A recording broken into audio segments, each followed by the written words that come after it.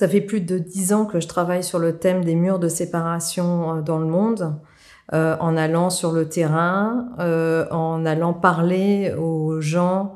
aux populations qui vivent près de ces murs, de chaque côté du mur, et de photographier à la fois la vie quotidienne de ces gens, mais aussi la réalité de ces murs qui se sont multipliés depuis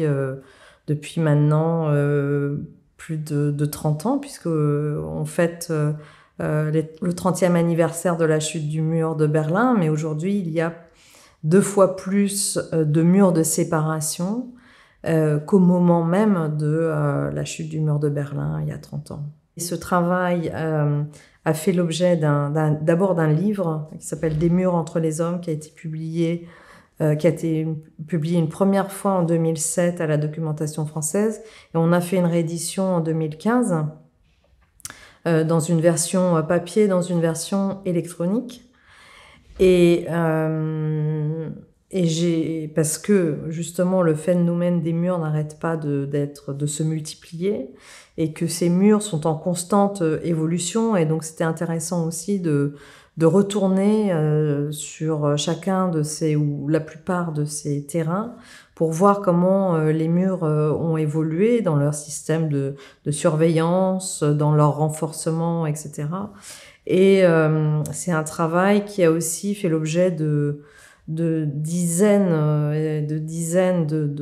d'expositions à travers le monde. Donc j'ai voyagé dans le monde entier, j'ai été sur les 5 continents avec ce travail, dans des formats très divers, qui passent d'expositions dans des musées à des expositions dans des universités, dans le réseau des Alliances françaises, et bien d'autres. Et aujourd'hui, j'expose dans une galerie. Donc voilà, c'est un travail aussi qui a généré beaucoup d'intérêt, bien sûr, de toutes les personnes que j'ai rencontrées au cours de ces voyages et de ces conférences. J'ai fait de multiples conférences, mais il y a aussi des artistes qui se sont accaparés de mon travail. Il y a eu un musicien de jazz qui a fait un spectacle autour de mes photos. Il y a une pièce de théâtre qui s'est montée autour du thème du mur. Donc ça a généré beaucoup de formes artistiques